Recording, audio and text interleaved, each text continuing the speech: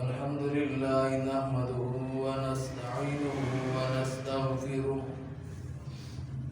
ونستغفره ونؤمن به ونتوكل عليه ونعوذ بالله من شرور أنفسنا ومن سيئات أعمالنا من يهده الله فلا مضل له ومن يضلل فلا هادي له ونشهد أن لا إله إلا الله وحده لا شريك له ونشهد أن سيدنا ومولانا محمدا عبده ورسوله صلى الله عليه وعلى آله وأصحابه وسلم تسليما كثيرا أما بعد فأعوذ بالله من الشيطان الرجيم بسم الله الرحمن الرحيم وإذا قيل لهم اتبعوا ما أنزل الله قالوا بل نتبع ما ألفينا عليه آباءنا أولو كان آباؤهم لا يعقلون شيئا ولا يهتدون إن الله وملائكته يصلون على النبي يا أيها الذين آمنوا صلوا عليه وسلموا تسليما اللهم صل على محمد وعلى آل محمد كما صليت على إبراهيم وعلى آل إبراهيم إنك حميد مجيد اللهم بارك على محمد وعلى آل محمد كما باركت على إبراهيم وعلى آل إبراهيم إنك حميد مجيد قابل احترام بزرگوں عزیز ساتھیوں، السلام علیکم ورحمۃ اللہ وبرکاتہ۔ آج شعبان کی 12 تاریخ ہے، رمضان مبارک پوری آب و تاب کے ساتھ ہم پر سایہ فکن ہونے والا ہے۔ رمضان مبارک سے پہلے 15 شعبان کی رات کو بعض علماء بڑی اہمیت دیتے ہیں۔ مفتیان کرام، شیخ الاسلام، علماء کرام، لیکن وہ جتنی بھی احادیث پیش کرتے ہیں، 17 احادیث پیش کرتے ہیں، 17 حدیث کے راوی پیش کرتے ہیں، تو وہ خود اس بات کو تسلیم کرتے ہیں کہ ان میں زیادہ تر ضعیف ہیں، موضوع ہیں۔ تو شب برات کو عموماً مسلمانوں کا ایک تہوار سمجھا جاتا ہے۔ اس کے کچھ مراسم بھی مقرر کر لیے گئے ہیں جن کی شدت کے ساتھ پابندی کی جاتی ہے، اور دھوم دھام کے لحاظ سے تو گویا محرم کے بعد اسی کا نمبر ہے، مگر سچی بات یہ ہے کہ یہ خواہ مخواہ کا بناوٹی تہوار ہے۔ نہ قرآن میں اس کی کوئی اصلیت ہے، نہ حدیث میں، نہ صحابہ اکرام کی دور کی تاریخ میں اس کا کوئی پتہ نشان ملتا ہے، اور نہ ابتدائی زمانے کے بزرگان دین ہی میں کسی نے اس کو اسلام کا تہوار قرار دیا ہے۔ دراصل اسلام جو ہے یہ تہواروں اور رسموں کا اور رواجوں کا مذہب نہیں ہے۔ یہ تو ایک سیدھا سادہ اور معقول دین ہے، معقول مذہب ہے، جو انسان کو رسموں کی جکڑ بندیوں سے، کھیل تماشے سے اور کھیل تماشے کی بے فائدہ مشغولیتوں اور مصروفیتوں سے اور فضول کاموں میں وقت، محنت اور پیسہ ضائع کرنے سے اور دولت کی بربادیوں سے بچا کر انسان کو زندگی کی ٹھوس حقیقتوں کی طرف متوجہ کرتا ہے۔ یہ ایک سنجیدہ مذہب ہے، اور ان کاموں میں آدمی کو مشغول کرنا چاہتا ہے جو دنیا اور آخرت کی فلاح و بہبود کا ذریعہ بنے، دنیا اور آخرت کی کامیابی کا ذریعہ بنے۔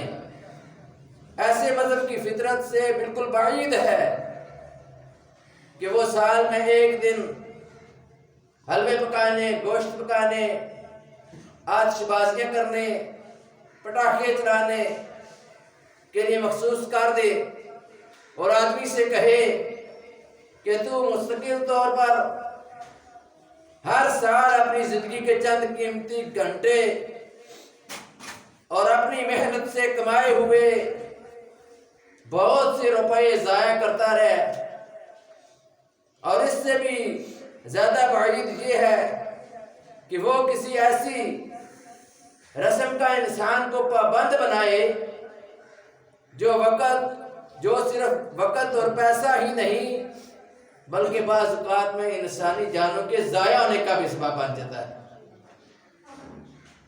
تو بعض وقت گھروں کو، مکانات کو آگ لگ جاتی ہے، بعض وقت دکانیں بارود والی وہ جل جاتی ہیں۔ تو شب رات کے دوسرے دن یہ خبریں عام طور پر اخبارات میں بھی آنی شروع ہو جاتی ہیں۔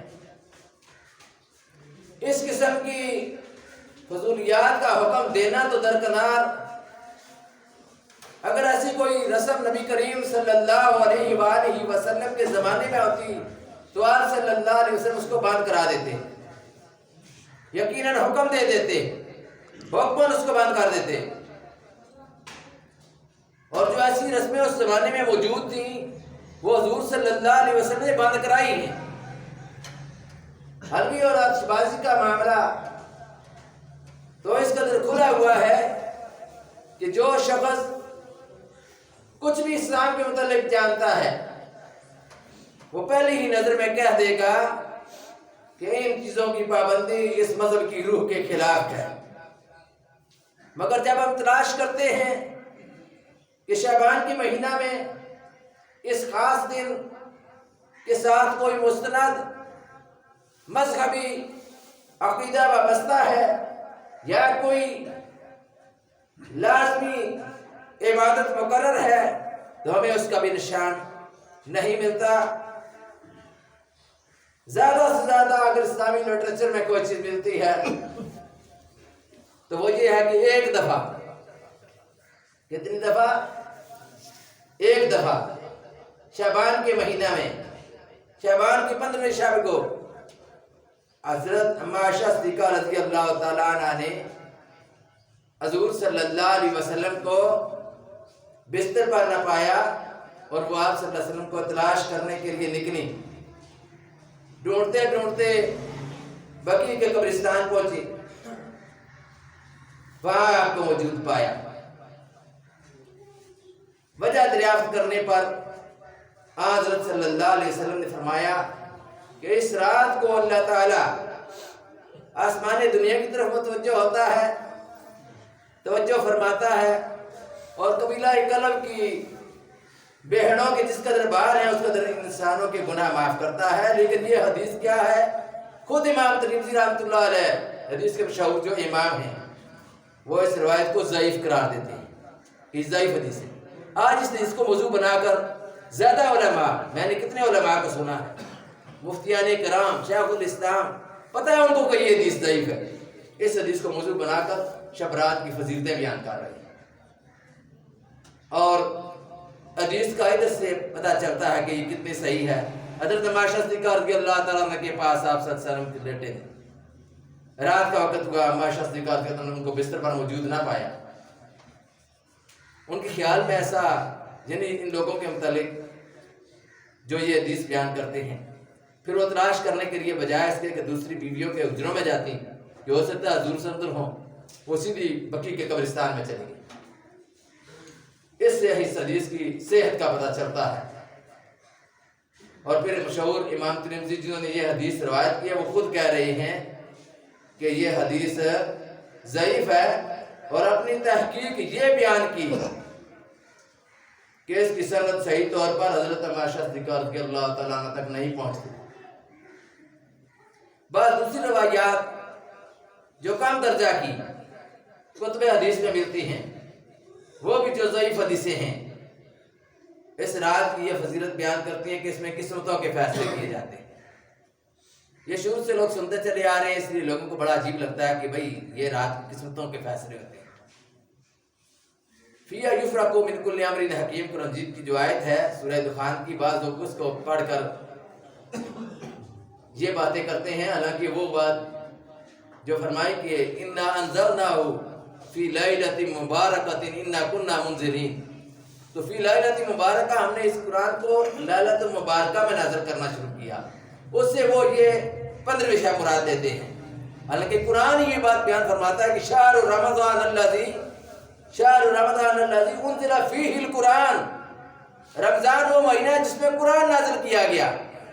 تو قرآن جید میں جب واضح طور پر معلوم ہے کہ قرآن جید رمضان میں نازل ہوا، پھر وہ رات رمضان کی رات ہے جو لیلۃ المبارکہ ہے، اور جس میں کہا گیا کہ انا انزلناہ فی لیلۃ القدر، ہم نے اس قرآن کو لیلۃ القدر میں نازل کیا۔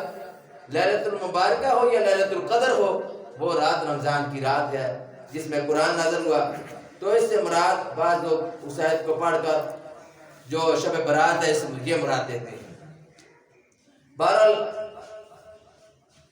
یہ بھی کہا جاتا ہے کہ اس میں پیدائش کے فیصلے ہوتے ہیں، کس کس نے پیدا ہونا ہے، کس کس نے مرنا ہے، کس کس کا پتہ جو جھڑ گیا ہے، یہ ساری باتیں۔ تو یہ سب روایات ضعیف ہیں، سب مانتے ہیں یہ روایات ضعیف ہیں۔ کہتے کیا ہے؟ کہتے ہیں کہ یہ اس تعداد تک ہیں کہ محدثین یہ بات کہتے ہیں کہ ضعیف روایات اگر اس حد تک ہوں تو پھر ان کو لیا جا سکتا ہے، لیکن جو ضعیف روایات ہیں مستند نہیں ہیں۔ مستند روایات موجود ہیں رمضان المبارک کے بارے میں، ساری روایات مستند ہیں۔ لیلۃ القدر کی راتیں طاق راتیں حضور صلی اللہ علیہ وسلم کی مستند روایات موجود ہیں۔ کیا ہم لیلۃ القدر کی جو راتیں ہیں ان میں جاگتے ہیں، ان میں جاگ کر ہم عبادت کرتے ہیں؟ اب رمضان کا مہینہ آ رہا ہے، اس میں ایک رب کی جو 10 نیکیاں ملتی ہیں، یہ 10 نہیں 700 لے کر 1400 تک ان کا اجر و ثواب بڑھے گا۔ کتنے لوگ ہیں جو ہم میں سے قرآن مجید بڑے زور و شور کے ساتھ اس مہینے میں پڑھتے ہیں؟ کتنے لوگ ہیں جو راتوں کو جاگ کر قیام کرتے ہیں؟ تراویح کی نماز پڑھنی پڑ جائے تو مصیبت بن جاتی ہے، صورتیں ہوں تو اچھا ہے، صورتیں ہوں تو اچھا ہے، چھوٹی چھوٹی صورتیں پڑھیں اور جلدی جلدی رکوع کریں، اور چھوٹی چھوٹی صورتیں پڑھ کر آدھے گھنٹے 35 منٹ تک فارغ ہو کر جلدی جلدی گھر جائیں۔ کیا یہ صحابہ کا معمول تھا؟ کیا یہ حضور صلی اللہ علیہ وسلم کا معمول تھا؟ اللہ کے پاک نبی صلی اللہ علیہ وسلم اور صحابہ اس حد تک راتوں کو جاگتے تھے رمضان میں کہ بعض صحابہ کہتے تھے کہ ساری کھانے کا وقت تنگ بڑھ جاتا تھا، ساری رات جاگتے تھے، وہ عبادت کرنے والے تھے۔ آج راتیں تلاش کرتے ہو، ہر رات مبارک رات ہے، ہر رات کو اللہ تعالیٰ آسمان دنیا پر تشریف لا کر اپنی رحمت کو اس آسمان پر بھیج کر اللہ فرماتا ہے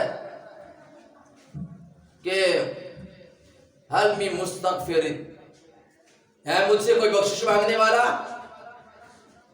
ہے مجھ سے کوئی بخشش مانگنے والا، فاغفر لہ، میں اس کو بخش دوں۔ سبحان اللہ، میں اس کو بولو نا سبحان اللہ۔ جب ایسی قرآن مجید کی آیات یا حدیث پیش کی جائے تو سبحان اللہ کہنا چاہیے۔ اللہ فرماتا ہے حل من مسترزق، ہے کوئی مجھ سے رزق مانگنے والا، میں اس کو رزق دوں۔ فحل من قضا فحل من قضا فحل من قضا، اللہ کہتا ہے مجھ سے ہے کوئی یہ مانگنے والا، یہ مانگنے والا، یہ مانگنے والا، یعنی اللہ فرماتا ہے کوئی بیمار، میں اس کی بیماری کو ٹھیک کر دوں، ہے کوئی روزی لینے والا، میں اس کو روزی دے دوں، ہے کوئی کسی مصیبت میں کسی جیل میں پڑا ہوا، میں اس کو جیل خانے سے نکال دوں۔ یعنی یہ حدیث کا مفہوم یہ ہے، اس حدیث کا مفہوم یہ ہے کہ اللہ کی ذات ایک ایک بات کو پکار کر کہتی ہے کوئی لینے والا، ہے کوئی لینے والا۔ اس وقت ہم سوئے ہوئے ہوتے ہیں، اس مبارک وقت لوگ سوئے ہوئے ہوتے ہیں، ہر رات آسمانی دنیا پر، یہ حدیث صحیح حدیث ہے، آسمانی دنیا پر لا کر پکارتا ہے۔ نہ فائدہ اٹھائے تو اپنی مرضی، فائدہ اٹھانے والے تو روزانہ فائدہ اٹھاتے ہیں۔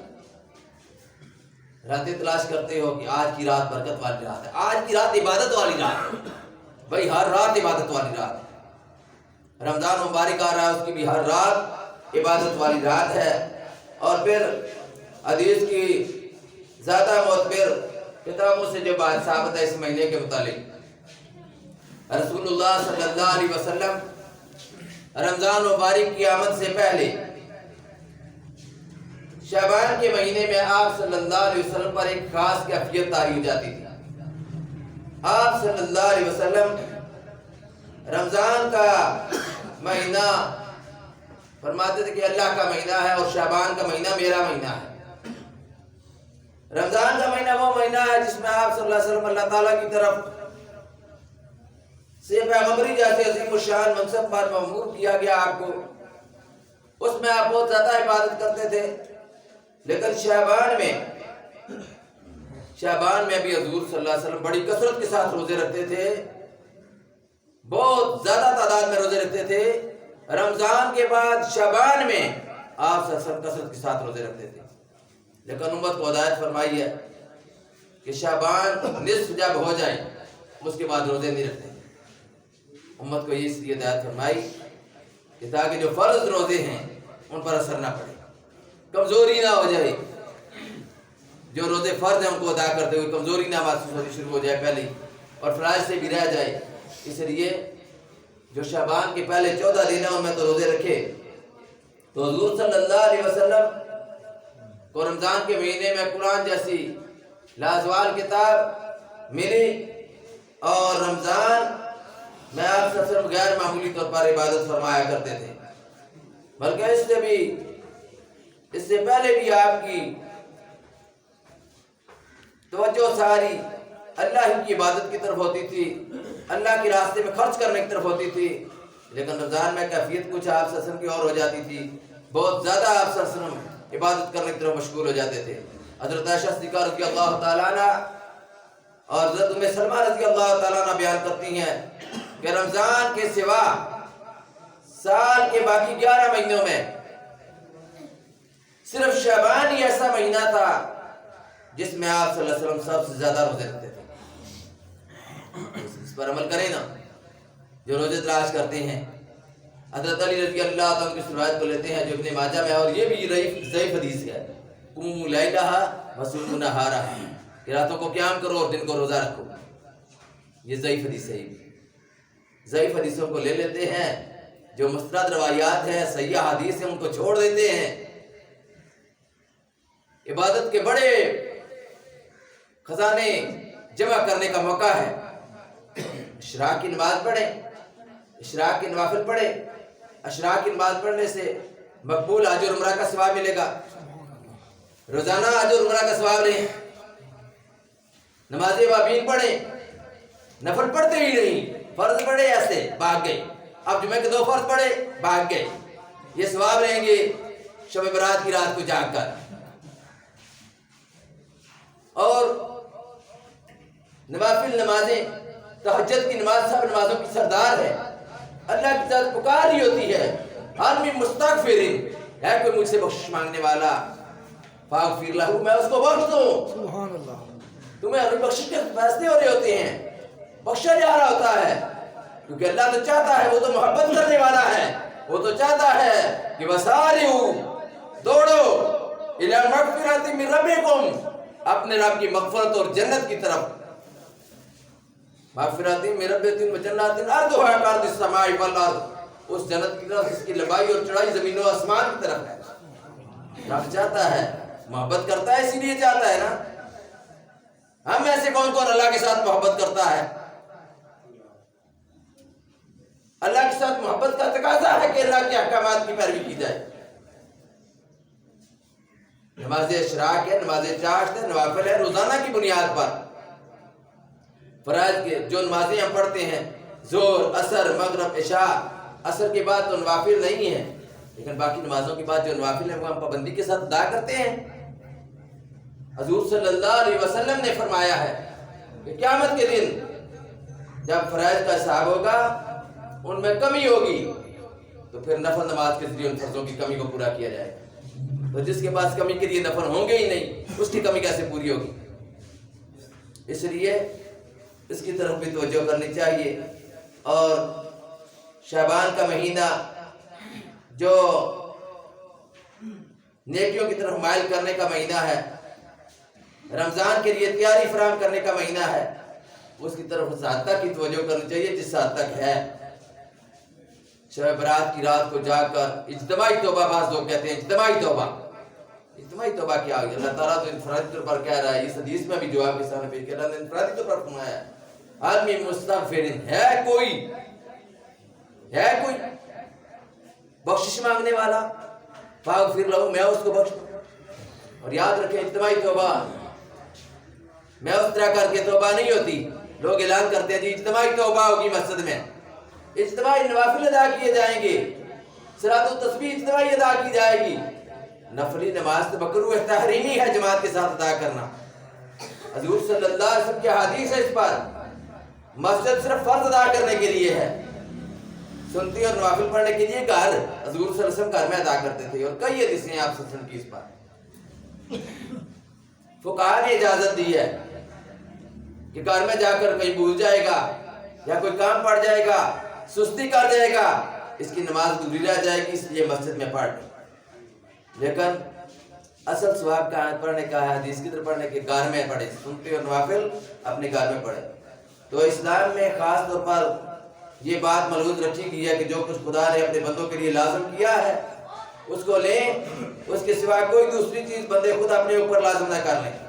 خود ساختہ کوئی رسم، خود ساختہ کوئی رواج، خود ساختہ یا مصنوعی قاعدہ، کوئی اجتماعی عمل ایسا نہ ہو جس کی پابندی لوگوں کے لیے فرض کی طرح ہو جائے اور لوگ سمجھیں کہ یہ بڑا ثواب ہے۔ اب اس رات میں لوگ قبرستان جاتے ہیں، جس حدیث کو بنیاد لاتے ہیں وہ بھی حدیث یہ نہیں ہے کہ حضور صلی اللہ علیہ وسلم ہر سال قبرستان جایا کرتے تھے شب رات کے موقع پر۔ وہ حدیث اگر اس حدیث کو لے بھی لیا جائے تو ایک دفعہ اس حدیث میں آتا ہے کہ آپ صلی اللہ علیہ وسلم گئے ہیں بقیع کے قبرستان میں، اس سے زیادہ نہیں گئے۔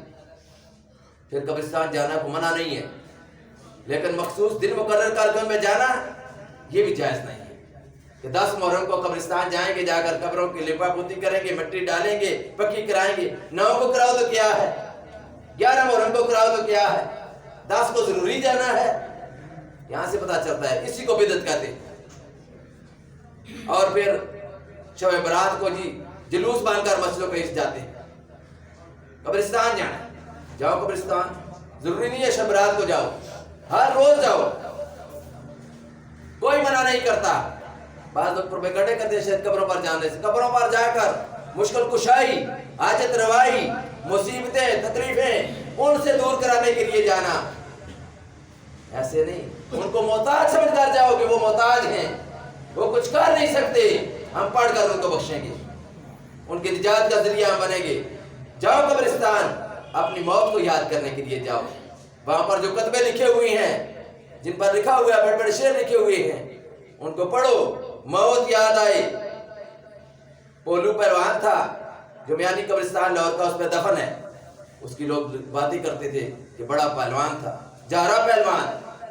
ان کو دماغ میں لاؤ کہ بڑے بڑے پہلوان لوگ آئے ہیں، بڑے بڑے سرمایہ دار آئے ہیں، بڑے بڑے جاگیردار آئے ہیں، ایسے ایسے دنیا میں لوگ آئے ہیں کہ ان کی قبروں کو جا کر تم دیکھو اور عبرت حاصل کرو کہ نہ گورے سکندر نہ ہے قبر دارا، مٹے نامیوں کے نشاں کیسے کیسے، زمین کھا گئی آسماں کیسے کیسے، دیکھو جا کر عبرت حاصل ہو۔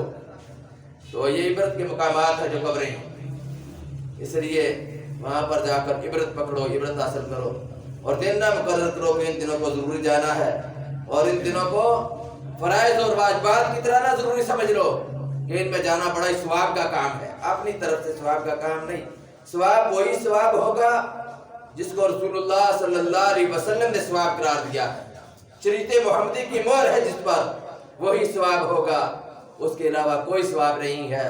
قیامت کے دن جتنے بھی اعمال دیکھے جائیں گے، وہ اعمال جن پر سنت مطہرہ کی مہر ہوگی اللہ کے یہاں مقبول ہوں گے، اس کے علاوہ بدعات پر جو اعمال ہوں گے وہ اللہ کے یہاں مقبول نہیں ہوں گے۔